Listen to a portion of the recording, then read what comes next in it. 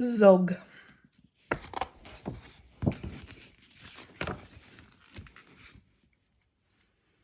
Madam Dragon ran a school many moons ago. She taught young dragons all the things that dragons need to know. Zog, the biggest dragon, was the keenest one by far. He tried his hardest every day to win a golden star. All the dragons in year 1 were learning how to fly. "Hi," said Madam Dragon, "way up in the sky. Now that you've been shown, you can practice on your own, and you'll all be expert flyers by the time you're fully grown." Zog went off to practice, flying fast and free. He soared and swooped and looped the loop, then crashed into a tree. Just then a little girl came by. "Oh, please don't cry," she said. "Perhaps you'd like a nice sticky plaster for your head." "What a good idea," said Zog.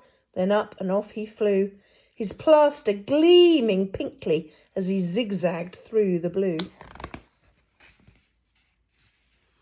A year went by, and in year 2 the dragons learned to roar. "More," said Madam Dragon, "louder I implore.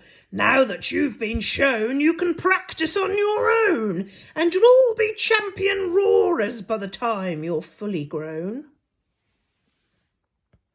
Zog went off to practice. He roared with fearsome force. He kept it up for hours on end, but then his throat grew hoarse.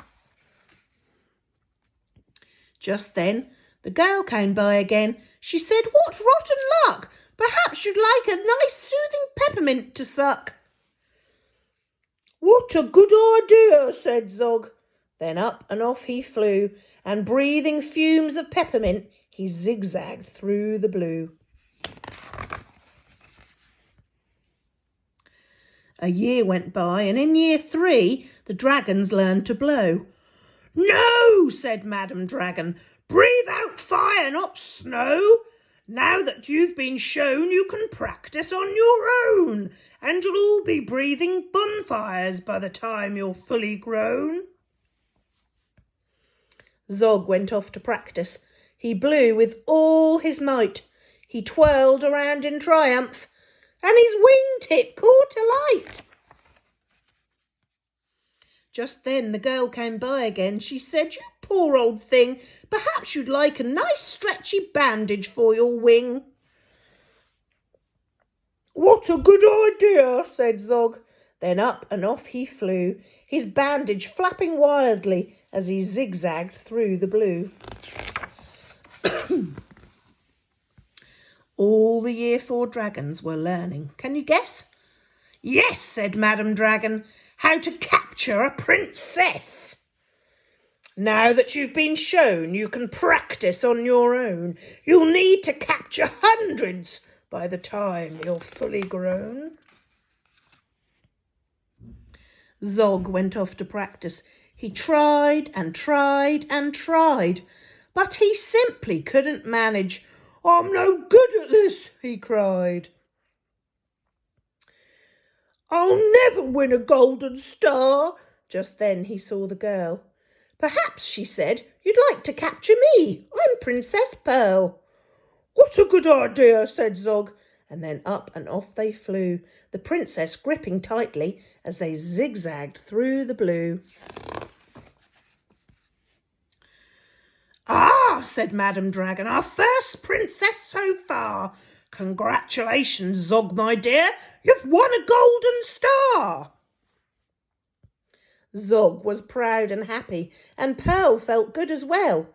She took the dragon's temperatures and nursed them when they fell. A year went by, and in year 5 the dragons learned to fight. "Right," said Madam Dragon, "here comes a real live knight." Up spoke the knight. "My name," he said, "is Gadabout the Great. I've come to rescue Princess Pearl. I hope I'm not too late." Zog breathed fire and beat his wings. "You can't, she's mine," he roared. "Oh no, she's not," yelled Gadabout and waved his trusty sword. The other dragons crowded round and washed them all agog. Who was going to win the fight, Sir Gadabout or Zog? Then Princess Pearl stepped forward, crying, "Stop, you silly chumps! The world's already far too full of cuts and burns and bumps. Don't rescue me. I won't go back to being a princess and prancing round the palace in a silly frilly dress. I want to be a doctor and travel here and there, listening to the people's chests and giving them my care." "Me too," exclaimed the knight, and he took his helmet off his head. "I'd rather wear a nice twisty stethoscope," he said.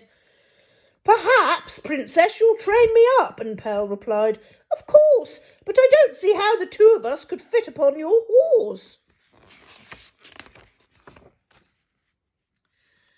Then Zog said, "Flying doctors, I'd love to join the crew. If you'll let me be your ambulance, then I can carry you." "Bravo," said Madam Dragon, "an excellent career." And all the Year 5 dragons gave a loud, resounding cheer. Then Madam Dragon told the horse, "I really hope you'll stay. I'll let you be my pupil's pet and feed you lots of hay." "What a good idea," said Zog. Then up and off he flew, the flying doctors waving as they zigzagged through the blue.